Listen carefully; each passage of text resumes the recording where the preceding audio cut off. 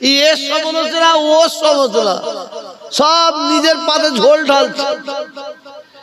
বিশেষ করে বাংলাদেশের বক্তাদের যদি আমরা ওয়াজ শুনি, ওদের যদি আমরা ওয়াজ শুনে আমল করি, তো আমাদের বেঈমান হয়ে মরে যাওয়ার সম্ভাবনাটা বেশি। বাংলাদেশের বক্তারা ওয়াজ করতে করতে করতে করতে এত দূরে পৌঁছে যাচ্ছে, কেউ কেউ বলছে আবু জেহেলেরও তো ঈমান ছিল, আবু জেহেলও তো মুসলমান, আবু জেহেলও তো নবীকে দেখেছে। মানে যত রকমের বক্তারা, এক একটা বক্তা সে তাদের মতামত করছে। আর সেই হাওয়া আমাদের ইন্ডিয়াতে এসে গেছে। একটা এতে দেখছিলাম একজন ওয়াজ করতে করতে বলছে লা ইলাহা ইল্লাল্লাহ, তার নাম ধরে বলছে অমুক রাসূলুল্লাহ। সকল বলুন নাউযুবিল্লাহ। এটা জোরে বলবেন তো। একটা জায়গায় দেখছিলাম বক্তা ওয়াজ করতে করতে আমার রসুলকে বলছে ভিখারির বাচ্চা। এটা জোরে বলবেন না নাউযুবিল্লাহ। হ্যাঁ, ভিখারির বাচ্চা। মানে এদের মাথার কাজ করে না। যদি বলেন বড় আলেম, বড় বক্তা, বড় আলেম, ওইরকম আলেম রাখ, ঘরে রাখ। আমার কাছে জনাব মুফতি সাহেব বসা আছেন, মাশাআল্লাহ। আমি যতদিন আসছি দেখছি সবসময় শুধু এখানে না, আপনার এলাকার খেদমত করে। আল্লাহ হায়াত কিসমত দারাজ করে বলুন আমিন। এটা জোরে বলুন আল্লাহুম্মা আমিন। শুধু আলেম, আমি বক্তা, আমি মুফতি, আমি অমুক। এটা সবচেয়ে বড় আলেম কে ছিল জানেন? সবচেয়ে বড় আলেম কে ছিল? মুআল্লিমুল মালাকুত, যাকে আমরা বলে থাকি ইবলিস, শয়তান। এর চেয়ে বড় আর আলেম আছে? তাকাব্বুর, অহংকার শেষ করে দিয়েছে। আমি আপনাদের এখানে গতবারের আগেবারও বলেছিলাম, মনে আছে কিনা জানি না। আপনারা অবগত আছেন, আপনাদের জানা আছে, তা সত্ত্বেও নতুন করে আবার ইয়াদ করে দিতে চাই। আমি আমার জীবনে যত জায়গায় ওয়াজ নসিহত করতে যাই, প্রত্যেকটা জায়গায় আগে একটা কথা জিজ্ঞাসা করি। এটা আমার স্বভাব, চরিত্র, আচার, ব্যবহার আপনার যে যেমন ভাবে নেবেন। আর এই কথাটা না বলে আমি কোথায় ওয়াজ করিও না, করবো না। আপনারা বয়স্ক, মুরব্বী, জোয়ান যুবক ভাইয়েরা, বাচ্চা মাসুম ভাইয়েরা নিচুই বসে আছেন। আমরা কটা ভাই একটু উঁচুতে বসেছি। আপনারা সকলে মিলে একটু বসার জন্য অনুমতি দেন। বসতে পারি ভাই? একটু হাতের ইশারা করুন। আলহামদুলিল্লাহ। ওয়াজ বুঝে নিবার জিনিস, বুঝে নিবার চেষ্টা করবেন। বারে বার বলছি, পীরের আওলাদ হিসাবে আপনাদের কাছে এসেছি, আল্লাহ হাজির করেছেন। খোদার কসম খেয়ে আমি আপনাদের বলতে পারি, আজকে সারা রাত যদি আপনারা ওয়াজ শোনেন, সারা সপ্তাহ, সারা মাস, সারা বছর, সারা জীবন যদি আপনারা ওয়াজ শোনেন, কোনো লাভ হবে না, হবে না যদি আমল না করেন। সারা জীবন, সারা বছর, মাস, সপ্তাহ, সারা রাত ওয়াজ শুনতে হবে না। 2 ঘন্টা ওয়াজ শুনুন, 1 ঘন্টা ওয়াজ শুনুন, আধা ঘন্টা ওয়াজ শুনুন, আমল করুন। আল্লাহ তাআলা আপনার আমার জীবনটাকে ধন্য বানিয়ে দেবে। শুধু বসে বসে ময়না পাখির মতন ওয়াজ শুনলে হবে না। ওয়াজ শুনলে হবে না, কোনো লাভ হবে না যদি আমল না করেন। যেটা আমাদের করণীয় সেইটা আপনাকে আমাকে করতে হবে। চারিদিকে জলসা জলসা, ওয়াজ আর ওয়াজ, নসিহত আর নসিহত। হচ্ছেটা কি? এখন তো জলসা আর হয়নি। এখন তো বেশিরভাগ সব জায়গায় বলো বেশিরভাগ জলসার মজলিস এখন গীবত হয়, এর গীবত করছে ওর গীবত করছে, ঠিক না? এর সমালোচনা ওর সমালোচনা, সব নিজের পাতে ঝোল ঢালছে। বিশেষ করে বাংলাদেশের বক্তাদের যদি আমরা ওয়াজ শুনি, ওদের যদি আমরা ওয়াজ শুনে আমল করি, তো আমাদের বেঈমান হয়ে মরে যাওয়ার সম্ভাবনাটা বেশি। বাংলাদেশের বক্তারা ওয়াজ করতে করতে করতে করতে এত দূরে পৌঁছে যাচ্ছে, কেউ কেউ বলছে আবু জেহেলেরও তো ঈমান ছিল, আবু জেহেলও তো মুসলমান, আবু জেহেলও তো নবীকে দেখেছে। মানে যত রকমের বক্তারা, এক একটা বক্তা এক একটা বক্তা, সে তাদের মতামত করছে। আর সেই হাওয়া আমাদের ইন্ডিয়াতে এসে গেছে। একটা এতে দেখছিলাম একজন ওয়াজ করতে করতে বলছে লা ইলাহা ইল্লাল্লাহ, তার নাম ধরে বলছে অমুক রাসূলুল্লাহ। সকল বলুন নাউযুবিল্লাহ, একটু জোরে বলবেন তো।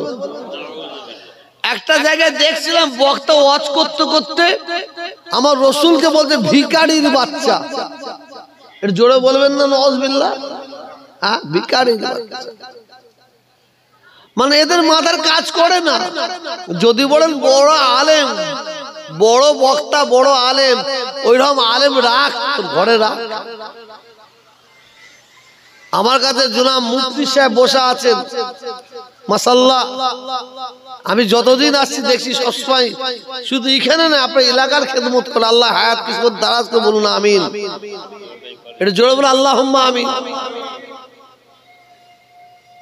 শুধু আলেম, আমি আলেম, আমি বক্তা, আমি মুফতি, আমি অমুক। এটা সবচেয়ে বড় আলেম কে ছিল জানেন? জানেন সবচেয়ে বড় আলেম কে ছিল? মুআল্লিমুল মালাকুত, যাকে আমরা বলে থাকি ইবলিস শয়তান। এর চেয়ে বড় আর আলেম আছে?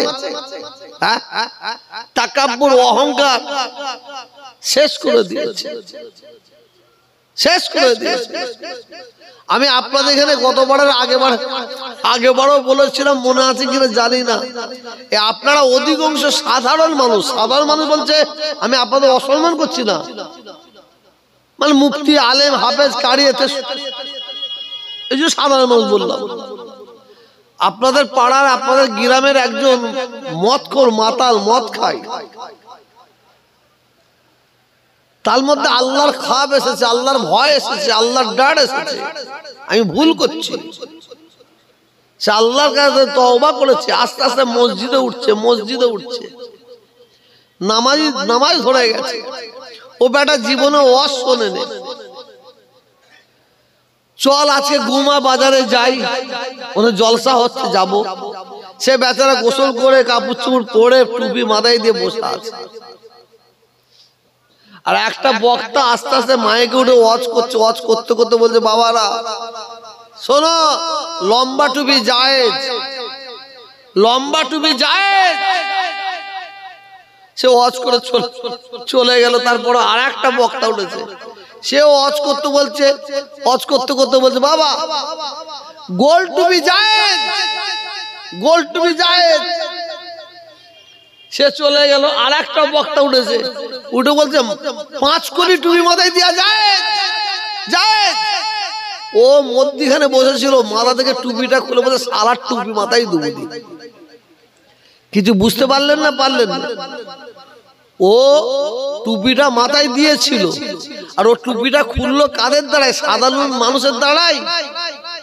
এটা কথা বলছেন না কেন? কাদের দ্বারাই টুপিটা খুললো? আলেমদের দ্বারাই টুপিটা খুললো, আলেমদের দ্বারাই টুপি খুলে গেল। হাই রে হাই, কি যুগে আমরা পড়েছি, কি সময় পড়েছি, কি পরিস্থিতির মধ্যে পড়েছি। আল্লাহ যেন আমাদের সবাই ঈমানকে রাখার তৌফিক দান করে, বলুন আমিন। ঈমানকে যেন হিফাজত করে, বলুন আল্লাহুম্মা আমিন। কারণ এবছর আমি আপনাদের এখানে এসেছি, মিথ্যে বলিনি। আমার আল্লাহ সব জানেন, আল্লাহ সব জানেন। আমার এবছরও আসার নাই। আমি 1 সপ্তাহ আগে হসপিটাল থেকে আসলাম, ব্যাঙ্গালোর থেকে। ওখানে হসপিটাল থেকে এসে শরীর সুস্থ এখনো হচ্ছে না, এখনো সুস্থ হয়নি। তা সত্ত্বেও গতবার আসেনি, এবারও যদি না আসে, বিশেষ করে এই সিদ্দিক ভাই আছে, এই জলসা কমিটি ভাই মনে দুঃখ করবে, মনে করো হুজুর মনে সত্যি ইচ্ছে করে আসবেন না। সবচেয়ে বড় আমার সুগার, কোলেস্ট্রল, টাইগোসাইড, আবার প্রস্টেট, কত বন্ধু সব রোগ একসাথে ধরেছে। তা সত্ত্বেও আমি আপনাদের ভালোবাসায় এসেছি, আপনাদের মহাব্বত এসেছি। আপনারা শুধু ওয়াজ শুনলে হবে না, নিতা হারিয়ে ফেলবেন। কি বলবেন? কি বললাম? নিতা হারিয়ে ফেলুন, কিন্তু নীতিকে হারাবেন না, নীতিকে হারাবেন না। কিন্তু একদল বক্তা, একদল আলেম, ওরা কলে কৌশলে জলসার মধ্যে, বক্তব্যের মধ্যে ওরা আমাদের নীতি হারা করতে চাইছে, নীতি হারা। কারণ আমাদের বাপ দাদু 14 পুরুষ মুজাদ্দেদ জামান দাদা হুজুর পীর রহমাতুল্লাহ আলাইহির দামান ধরে কবরে চলে গেছে, আর আমরা তাদের ছেলে, আমরাও দাদা হুজুরের দামান ধরে থাকবো ইনশাআল্লাহ। আমাদের ছেলে ইনশাআল্লাহ দাদা হুজুরের দামান ধরে কবরে যাব, বলি ইনশাআল্লাহ। কিন্তু ওরা এমন ভাবে বুঝাচ্ছে দাদা হুজুর ভালো, 5 হুজুর ভালো, আর আমরা যেন খারাপ বলে আপনাদের ব্রেন ওয়াশ করার চেষ্টা করছে। আবার এই ব্রেন ওয়াশ করার জন্য ওরা আমাদের 2-1টা মালকে জোগাড় করে নিয়েছে, পড় ভরে নিয়েছে। বুঝতে পারছেন না? অত সহজ নয় বাবাজি। জোহরি জোহর চেনে, সরে চেনে কচু। জোহরি জোহর চেনে, সরে চেনে কচু। হাঁড়ি পাড়া তারি চেনে, স্বপন আর ইস্যু। যদি কেউ নিজের বাপকে অস্বীকার করে, যে ছেলে নিজের পীরকে অস্বীকার করে, অন্যদিকে বলে এই পীর এই পীর, সে ছেলে কেমন হতে পারে? সে ছেলে কেমন হতে পারে? আমি এখন ওয়াজ করিনি, আমি আপনাদের এখন একটুখানি কাদা ছানছি, কাদা ছেড়ে নিচ্ছি, মানে কাদা ছেড়ে ঠিক করে নিচ্ছি। আমরা মুজাদ্দেদ জামান দাদা হুজুর পীর রহমাতুল্লাহ আলাইহির মত পথের মানুষ। খবর নেন, আপনাদের কর্মস্থান আছে না, সব কর্মস্থান গুলোকে যে জিজ্ঞাসা করুন কবরবাসীদের, যদি কান যদি থাকেন তারা সবাই কবর থেকে বলবে মুজাদ্দেদ জামান দাদা হুজুর বারাক সিলসিলা। সব আমাদের বাপ দাদা 14 পুরুষ, দাদা হুজুর 5 হুজুর, হুজুর কেবলাদের গোলামতি করে কবরে গেল। আর এরা দেখছে সেই বাঘ মরে গেলে গিধরের আমদানি হয়, কিছু গিধর বেরিয়েছে, গিধর, তারা মনে করছে এই সুযোগে আমরা কিছু করে নি। অত সহজ নয় বাবাজি, অত সহজ নয়। মৌলানা সাহেব বসে আছে, মুফতি সাহেব বসে আছে, একজন ওয়াজ করতে করতে বলছে আল্লাহ কিয়ামতের ময়দানে তো আমল দেখবে। বারহাক আল্লাহ আমল দেখবে অবশ্যই, তার সঙ্গে আরো কিছু দেখবে। আমরা জানি আমরা মূর্খ জাহেল অজ্ঞ নই।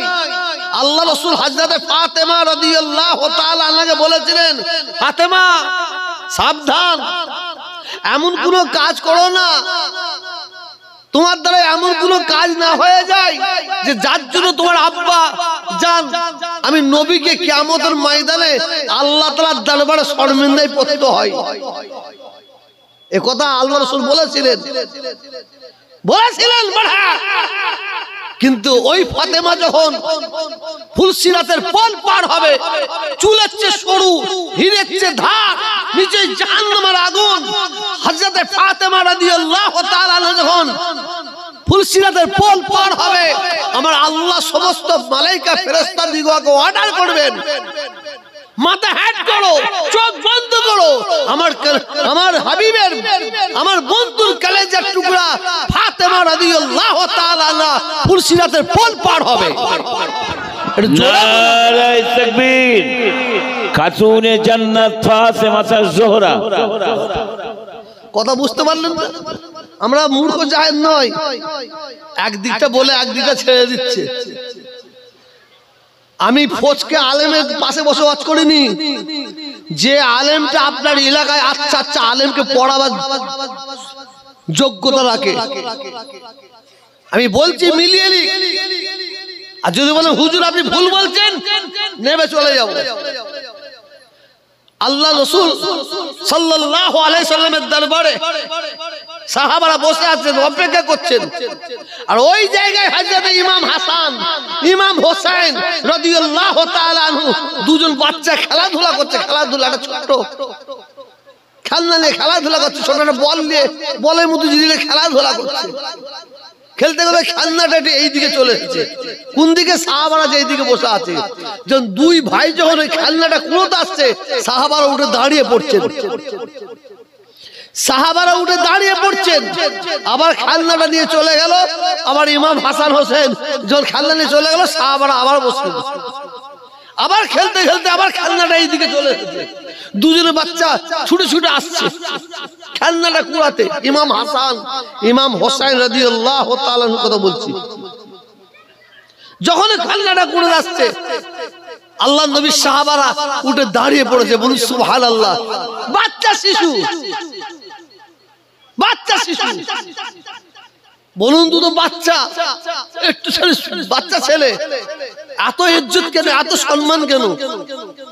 কেন এত সম্মান? কেন এত ইজ্জত? ওই দুটো বাচ্চা হচ্ছে আপনার আমার বাচ্চা নয়। ওই দুটো বাচ্চা আপনার আমার বাচ্চা নাই। ওই দুটো বাচ্চা হচ্ছে খাতুনে জান্নাত সাইয়্যিদাতুন নিসা হযরতে ফাতেমা রাদিয়াল্লাহু তাআলা আনহার বাচ্চা। সুবহানাল্লাহ। ওই বাচ্চা দুটো হচ্ছে হযরতে আলী রাদিয়াল্লাহু তাআলা আনহার বাচ্চা। বল সুবহানাল্লাহ। আর ওই বাচ্চা হচ্ছে নবী মুহাম্মদ সাল্লাল্লাহু আলাইহি ওয়াসাল্লামের নাতি। বল সুবহানাল্লাহ। সেই রাসূলের সম্মানে, সেই নবীর সম্মানে, সেই ফাতেমার সম্মানে, সেই আলীর সম্মানে ইমাম হাসান হোসেনকে সম্মান দিচ্ছে। আর এরা কি বলছে? আপনাকে আমাকে মুখটা ঘোরাবার জন্য, মুখটাকে ঘুরিয়ে দিবার জন্য, হ্যাঁ দাদা হুজুরের আওলাদকে এই সম্মান দেবো, এই করবে কেন? তার মানে কি? পাগড়ি পড়বে বলে। পাগড়ি পড়বে, শখ হয়েছে, কুটকুটুনি হয়েছে, পিসা হবে। হঠাৎ শুনুন, সব শুনছি, বলছে আমাকে আর পিসা বলে কেউ ডাকবে না। আমি খুশি নাই, আমার মনে হয় কেউ এসে লাথি ফাতি মেরেছে মনে হয়। ঘুমে সব খবর দেখেছে, ওই জন্য ভুলে গেছে। আসুন, আমায় ভুল বুঝবেন না, দয়া করে বলছি, দয়া করে বলছি, আমায় ভুল বুঝবেন না। আমার ফুরফুরা শরীফের দিকে আগুন দেওবন্দরা তুলতে পারে না, তবলিগরা তুলতে পারে না, বেরালিরা তুলতে পারে না, আহলে হাদিসরা তুলতে পারে না। আমার ফুরফুরা শরীফ মুজাদ্দেদ জামান দাদা হুজুরকে সিলসিলাকে সবাই বারহাক সিলসিলা, হক সিলসিলা বলেছে। বলুন সুবহানাল্লাহ, জোরে বলুন। আর কিছু আলেম বেরিয়েছে নিজেকে মুফতি ভাবে, তারা সামনে ফুরফুরা শরীফের সিলসিলার ব্যানার লাগিয়ে দিয়েছে। ব্যানার লাগিয়ে দিয়ে টুকটুক টুকটুক করে সিলসিলা কাটছে, টুকটুক করে কাটার চেষ্টা করছে। অত সহজ নাই। আমি ওই জন্যই বলেছি, জোহরি জোহর চেনে, সরে চেনে কচু, হাঁড়ি পাড়া তাড়ি চেনে স্বপন হাড়ি সরি। বললি তো বলি তো মা মার খাই, না বলি তো বাপ ব্যাংক খাই। বললি আজকে কি সুন্দর জলসাটা দেখেন, সব নিস্তব্ধ, কোনো আওয়াজ নাই। সবাই কি সুন্দর নবীর সুন্দর টুপি মাথায় দিয়ে বসে আছি, দাঁড়িয়ে রেখে বসে আছি, জামা পরে বসে আছি, কি সুন্দর কথাবার্তা শুনছি। আজকে সারা বাংলার মানুষ চারিদিকে টুপি মাথায় দিয়ে ঘুরে বেড়াচ্ছে, দাঁড়িয়ে রেখে ঘুরে বেড়াচ্ছে।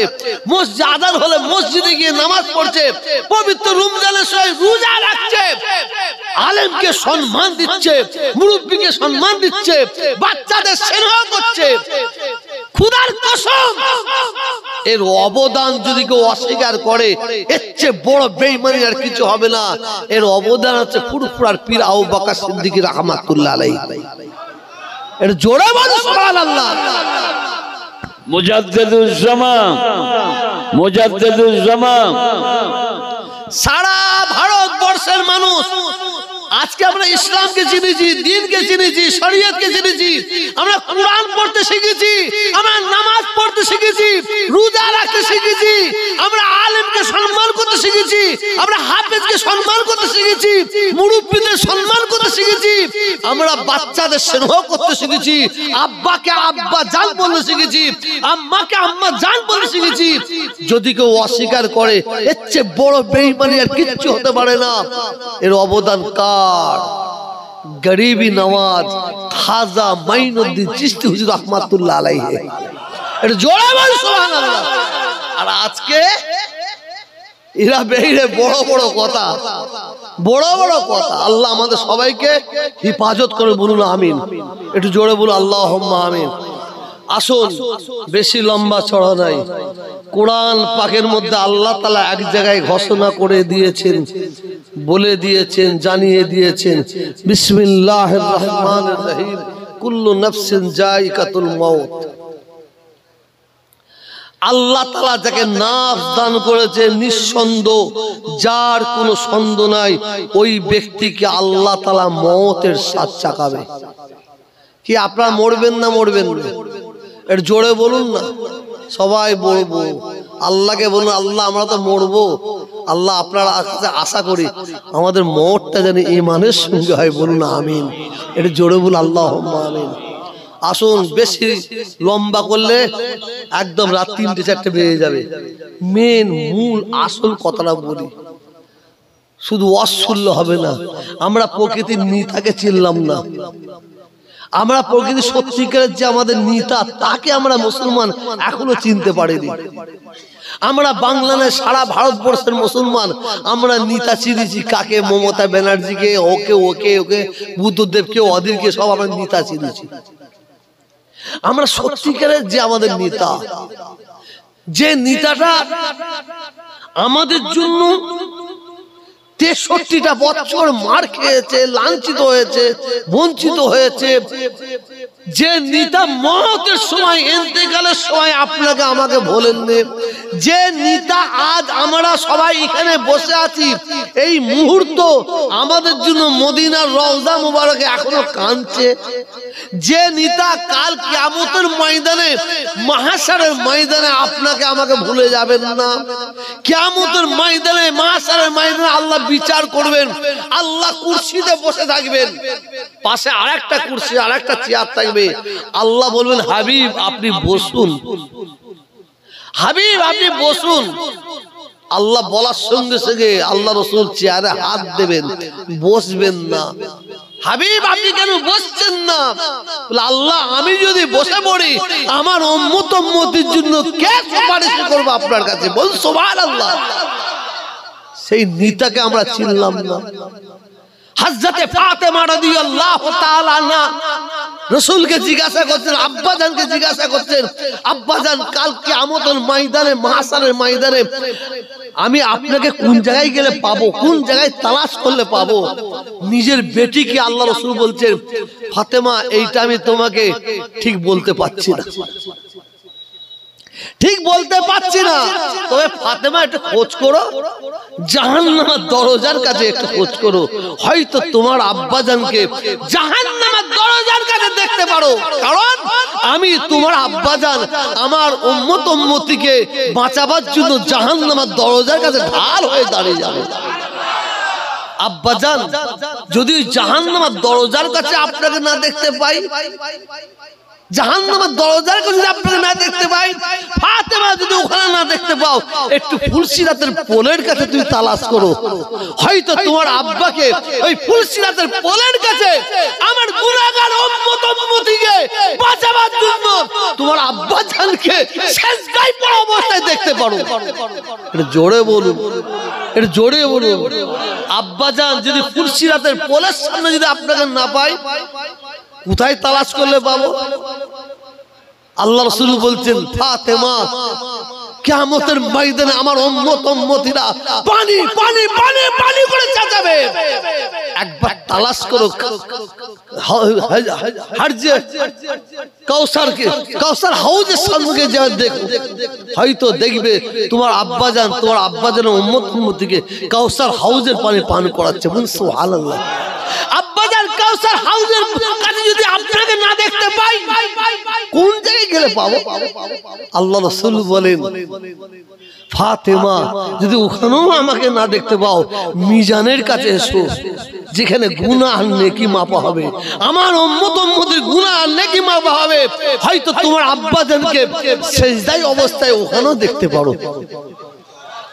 নেতাকে নেতা আমাদের একটাই, নবী মুহাম্মদুর রাসূলুল্লাহ সাল্লাল্লাহু আলাইহি ওয়াসাল্লাম। অনেকে আমার সম্পর্কে অনেক আলোচনা করে, এই চামচা, এই চামচা। খোদার কসম, খুদার কসম, আমি চামচা একমাত্র, আল্লাহ আল্লাহ রাসূলের চামচা। আজকে এদের সঙ্গে যোগাযোগটা কেন রেখেছি, কিসের জন্য রেখেছি? সমাজে বাঁচতে গেলে রাখতে হবে। আমার মুসলমান ভাই যদি একটা বিপদে পড়ে যায়, কাকে আমি বলবো আমার এই ভাইটা বিপদে পড়েছে? আমার গুমার একটা ভাই মুসলমানদের প্রতি অত্যাচার হচ্ছে, আমি কাকে বলবো যে আমার ওই ভাইটার প্রতি অত্যাচার হচ্ছে কেন? আমার হাওড়া জেলার একটা ভাই মুসলমান, তার প্রতি অত্যাচার হচ্ছে, আমি কাকে বলবো যদি ওদের সঙ্গে যোগাযোগ না রাখি? কথা ঠিক বলছি না ভুল বলছি? একটু জোরে বলুন, একটু জোরে বলুন। আমি একটা উদাহরণ দিলাম। আসল নেতা আমাদের একটা। কোরআন পাকের মধ্যে আল্লাহ তাআলা এক জায়গায় নয়, 82 জায়গায় আল্লাহ ঘোষণা করেছেন, ওয়াকিমুস সালাত, তোমরা নামাজ কায়েম করো। কি বলেন? একটু জোরে বলুন। নামাজ পড়ো বলেছে, কায়েম করো বলেছে, কায়েম করো। দেখাবো কিভাবে প্র্যাকটিক্যালি। আপনার এইটা হচ্ছে আলুর সিজন। পাঞ্জাব থেকে 20 আলু নিয়ে আসবেন, একটা আলুকে 2 টুকরো করবেন, আর আপনারা বসে আছেন কি মাটির উপরে তো নাকি? কালকে একটা শাবল নিয়ে আসে, ওখানে খুঁড়বেন, এটা খুঁড়বেন, খুঁড়ে 20 আলুর আধখানা ঢুকিয়ে দেবেন, মাটি চাপা দেবেন, একটু পানি দিয়ে চলে যাবেন। আর 2 মাস পরে আপনি এখানে এসে কি আলু যেখানে খুঁড়েছেন কি দেখতে পাবেন? আলু আছে দেখতে পাবেন? এই কথা বলছেন দেখেন, দেখতে পাবেন না। আপনি পাঞ্জাব থেকে আলু কিনে নিয়ে এসে 20 আলুকে 2 টুকরো করুন, মাঠে চলে যান, মাটিকে সুন্দরভাবে তৈরি করুন, মিহি তৈরি করুন, করে নিয়ে আপনি আল করুন, একটা করে একটাকে বসান, আপনি সুন্দরভাবে মাটি চাপা দেন, আপনি পানি দিন, আপনি সার দিন, ফের সপ্তাহে পানি দিন, ফের সার, আপনি যত্ন করুন, দেখবেন আপনাকে ওই গাছ জানিয়ে দেবে, এইবার তুমি খোঁড়ো। যেখানে আধখানা আলু বসিয়েছেন, ওখানে কুদাল দিয়ে দেখবেন, খুঁড়ে দেখবেন 1.5 কেজি 2 কেজি হয়ে বসে আছে। ঠিক না বেঠিক? আরে কথা বলছেন না কেন? হ্যাঁ, ওয়াকিমুস সালাত, নামাজ পড়ো নাই, নামাজ কায়েম করো, প্রতিষ্ঠিত করো। নামাজকে প্রতিষ্ঠিত করো, নামাজকে কায়েম করো। আর নামাজের মতন যদি নামাজ পড়তে চাও, তাহলে নিজেকে পাক করো, নিজেকে পবিত্র করো। আর সত্যিকারের যদি আমরা কেউ নামাজের মতন নামাজ পড়তে পারি, ওই নামাজি আল্লাহকে সাক্ষী রেখে বলছি, চুরি করতে পারবে না, ডাকাতি করতে পারবে না, ফেরেববাজি করতে পারবে না, চিটিবাজি করতে পারবে না, ধোঁকাবাজি করতে পারবে না, জিনা করতে পারবে না, মদ খেতে পারবে না, তাড়ি খেতে পারবে না, গাঁজা খেতে পারবে না, একটা ভাইয়ের প্রতি অত্যাচার করতে পারবে না। ঠিক না ভুল? কথা বলছেন না কেন? সে যদি নামাজি হয়, যার জন্য আল্লাহ আপনাকে আমাকে সুন্দর করার জন্য, একদম অতি পবিত্র করার জন্য বারে বার বলছেন, ওয়াকিমুস সালাত, তোমরা নামাজ কায়েম করো। কতবার? 82 বার আল্লাহ ঘোষণা করলেন, নামাজ। আর আমার রাসূল, আমাদের নবী, আমাদের নেতা দুনিয়া থেকে বিদায় নিয়ে চলে যাবে। জাবলে রহমত পাহাড়ের উপরে দাঁড়িয়ে বললেন, নিচু থেকে উঁচুতে দাঁড়িয়ে বললেন, সেই জায়গায় আমি উঠেছি, আল্লাহ আমাকে নিয়ে গেছে, আলহামদুলিল্লাহ, আল্লাহ নিয়ে গেছে। পাহাড়ের নিচু থেকে একটু উঁচুতে রাসূল দাঁড়িয়ে বললেন, রসুল ওয়াজ করছেন, বক্তব্য রাখছেন, নসিহত করছেন, বক্তব্য শুনছে কতজন? কিছু কম বেশি 1 লাখ সাহাবা। কত বললাম? 1 লাখ সাহাবা। তখন মাইক ছিল না লাট সাহেব, আল্লাহ রসুল বক্তব্য দিচ্ছেন, বক্তব্য দিচ্ছেন, বক্তব্য দিচ্ছেন। কিছু কম বেশি 1 লাখ সাহাবা, তারা বলছেন আমরা রসুলের বক্তব্যটা সবাই নিজে কানে শুনতে পাচ্ছি। একটু জোরে বলুন, একটু জোরে বলুন। আমি যদি এখনই যদি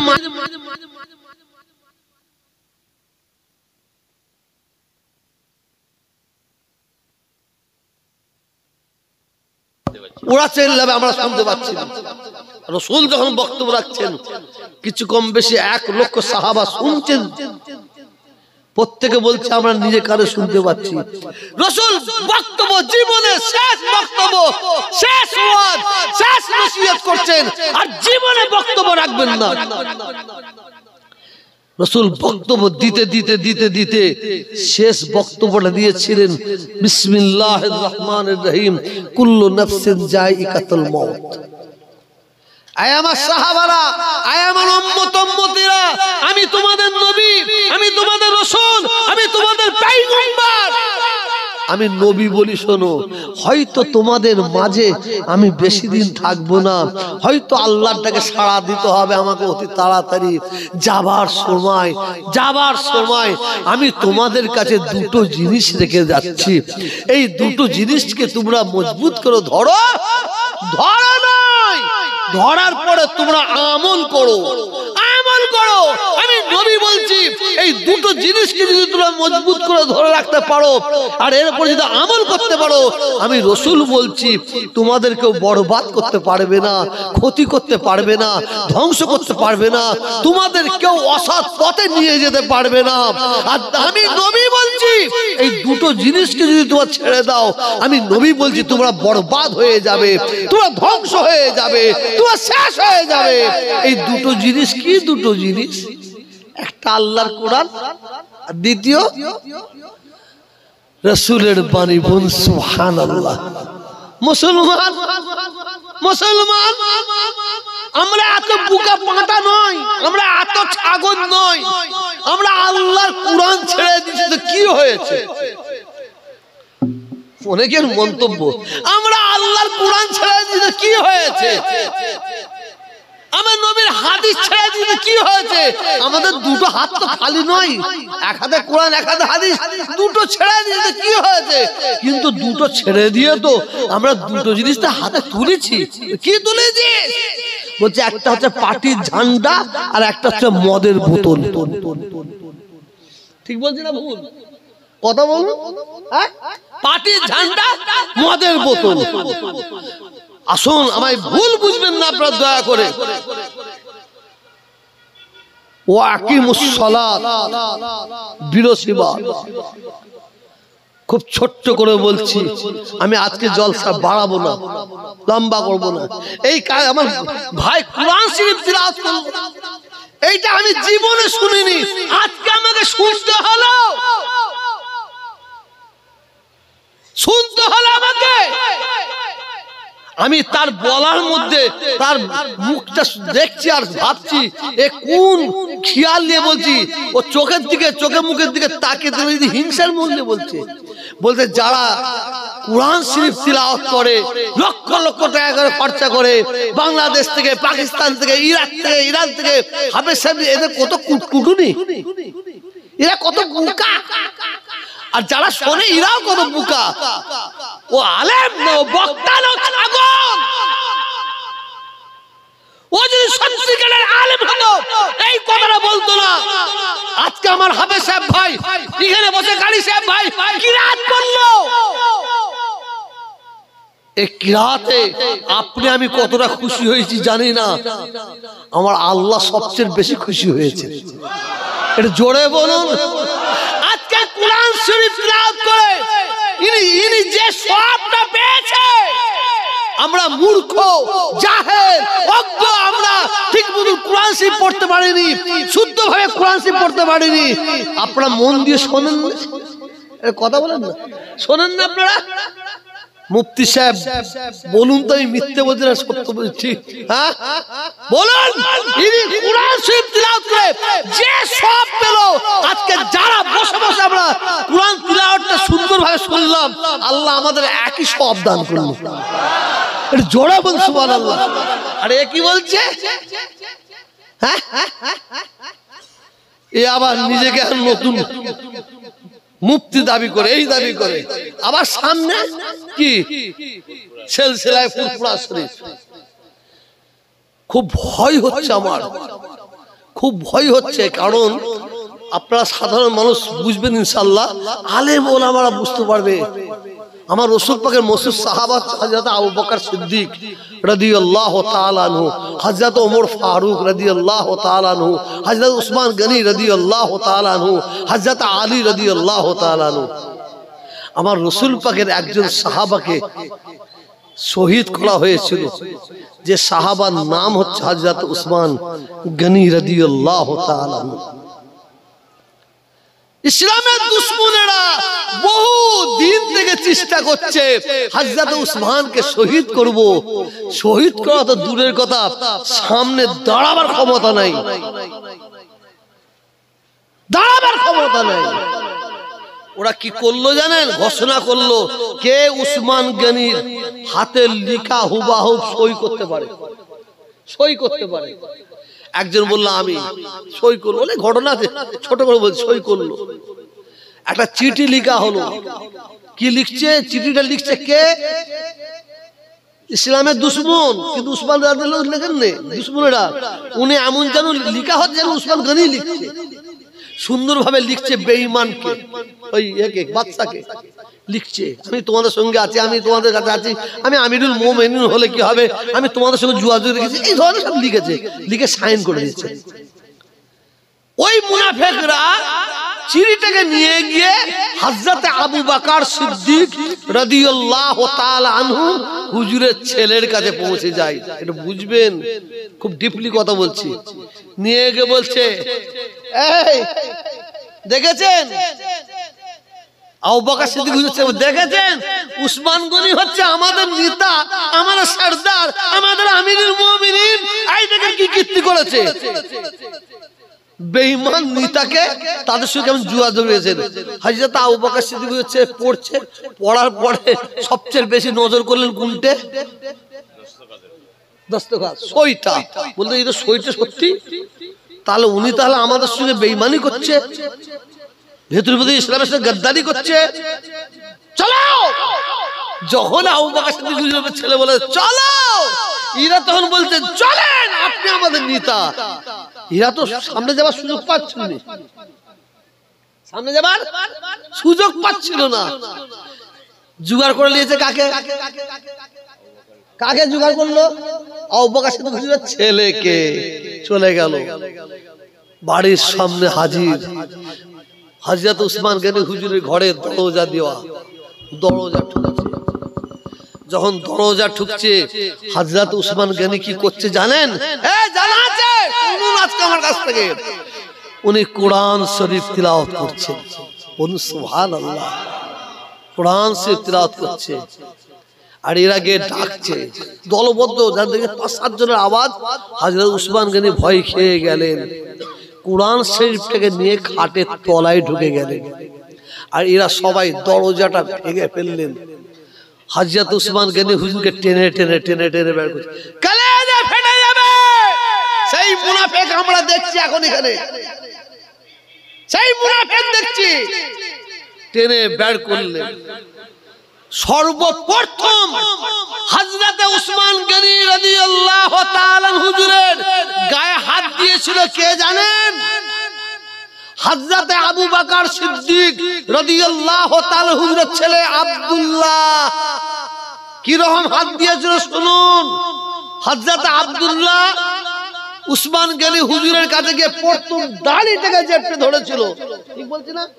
দাড়িটাকে ধরলো, ধরে এইদিকে টানছে, এইদিকে টানছে, আর মুখে যা পারছে ভাষা ইউজ করছে।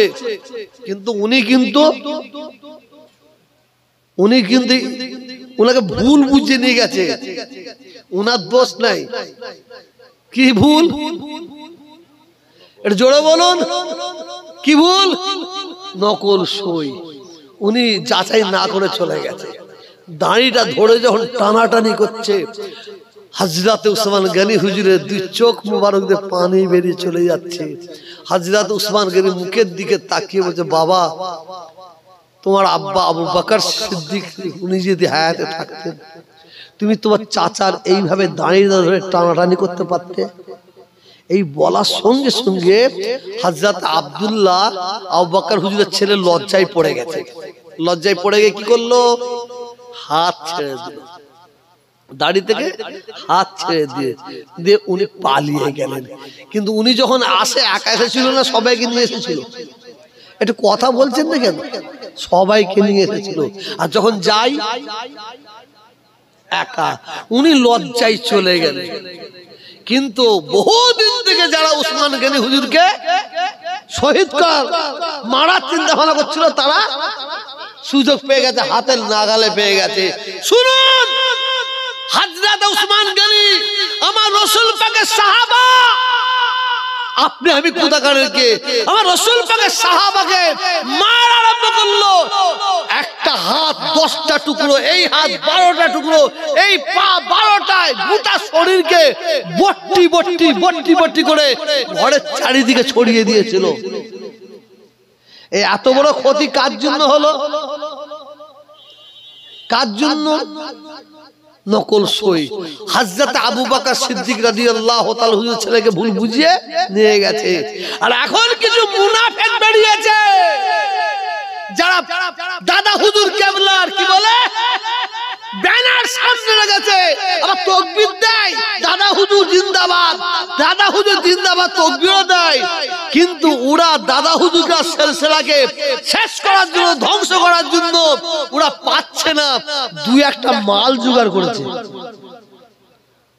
দুই একটা মাল বলতে বুঝতে না, আমি বলিনি, আজকে তো বলছি আপনাদের। আমার কি আর বলি না, বলবো না। ওপরে থুতু ফেললে বলেন না। আল্লাহ আমাদের সবাইকে হেফাজত করুন না, আমিন। এটা জোরে বলবেন, আল্লাহুম্মা আমিন, আল্লাহুম্মা আমিন। ভাই, যে বাতি আল্লাহ জ্বালাবে সে বাতি কারো বাপের ক্ষমতা নেই নিভতে পারে, কারো ক্ষমতা নেই। আমার মুজাদ্দিদুল জামান দাদা হুজুরগুলা সিলসিলার বাতি আমার আল্লাহ জ্বালিয়ে দিয়েছেন, আমার আল্লাহ জ্বালিয়ে দিয়েছেন। আমি আপনাদের একবার বলেছিলাম, আমার দাদা হুজুরকে 5 ছেলে, বড় ছেলের নাম কি জানেন? হযরত আব্দুল হাই সিদ্দিকী রাহমাতুল্লাহ আলাইহি কাইয়ুমুজ জামান।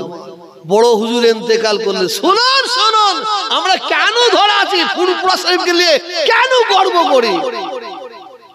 বড় হুজুর কেবলার স্ত্রী, দাদা হুজুরের খানদানের কেউ নাই, দাদা হুজুরের খানদানের কেউ নাই, অন্য বাড়ির মহিলা তাকে দাদা হুজুর কেবলা বৌমা করে নিল, বড় বৌমা। বড় হুজুর কেবলা ইন্তেকালের পরে আমরা তো দেখেছি, বড় হুজুরের স্ত্রী অর্থাৎ আমার বড় চাচি ইন্তেকাল করেছিল। যদি মিথ্যা বলি, ফুরফুরা শরীফে চলুন, জুতা নিয়ে আমাকে পিটবেন। আপনাদের সবাইকে বলছি, সবাই জুতা নিয়ে আমাকে পিটবেন। চাচি আম্মা ইন্তেকাল করেছেন, জানাজার নামাজ হয়ে গেছে, দাফন হয়ে গেছে। 4 থেকে 5 বছর, কিছু কম বেশি 4 থেকে 5 বছর পরে ওনার কবরটা হচ্ছে সুন্দরী কবর, ধসে গেছে, ভেঙে গেছে। তাড়াতাড়ি গিয়ে দেখা যায় কি, উকি মেরে দেখা যায় 7 বছর 6 বছর আগে উনাকে যেভাবে কবর শোয়ানো ছিল, সাদা কাফন, সেইভাবে শুয়ে আছে। এটা জোরে বলুন। কিন্তু উনি আমাদের খানদানের কেউ নাই, আমাদের খানদানের কেউ, আমাদের খানদানের বৌমা, আমাদের রক্তর কেউ নাই। কিন্তু আল্লাহর ওলির সঙ্গে যোগাযোগ, আল্লাহর ওলির সঙ্গে মহব্বত, আল্লাহর ওলির সঙ্গে ভালোবাসা। এটা আপনারা তো দূরের কথা, আমি নিজে আমার বাপকে পরীক্ষা করেছি। আমি খতরনাক ছেলে, আপনি জানেন না, খুব খতরনাক ছেলে। আমি আমার বাপকে নিজে পরীক্ষা করেছি। যদি বলেন হুজুর আপনি আবার আপনার বাপকে কিভাবে পরীক্ষা করলেন, কিভাবে পরীক্ষা করলেন? আমার আব্বাজান ছোট হুজুর গেলা ওয়াজ করতে করতে বলতেন, বাবারা বাবারা আল্লাহর হয়ে যাও, আল্লাহর পাগল হয়ে যাও, আল্লাহর দিওয়ানা হয়ে যাও। বাবারা আল্লাহর মহাব্বতে আল্লাহর জন্য নিজেকে পুড়িয়ে ফেলো। যদি কেউ আল্লাহর মহাব্বতে আল্লাহর ভালোবাসায় নিজেকে পুড়িয়ে ফেলতে পড়েছে, পুকার বাবার ক্ষমতা নেই তাকে আহার করতে পারে। বলেলে মিশেল দিচ্ছেন, এই ভাটাওয়ালা ভাই বসা আছে, বসে আছে। মাটিকে ভালো করে সুন্দরভাবে তৈরি করলে হুজুর বলছেন, আমি বলিনি, হুজুর বলছেন বাবা ওই একটা কাঠের খাপ আছে দিয়ে দিয়ে করে দেবে, মাটি শুকিয়ে গেল। আমি বলিনি কোথায়, হুজুর দেখেছেন এইভাবে, বলে শুকিয়ে গেল। ওই শুকনো মাটিটাকে এক জায়গায় গর্ত করো, করে তার মধ্যে ঢুকিয়ে দাও। 6 মাস পরে যে ওখানে গিয়ে দেখো তো ওই শুকনো ইটটা ওইভাবে গোটা আছে না নেই? থাকবে? জোরে বলেন তো, থাকবে না? পানি হয়ে যাচ্ছে, গলে মিশে গেছে।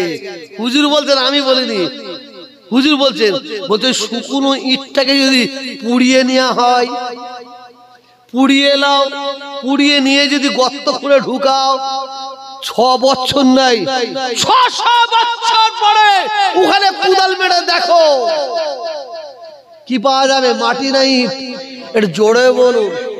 বাবারা বাবারা আল্লাহর মহাব্বতে আল্লাহর ভালোবাসায় আল্লাহর জন্য নিজেকে পুড়িয়ে ফেলো, পুড়িয়ে ফেলো, নিজেকে পুড়িয়ে নিয়ে কবরে যাও।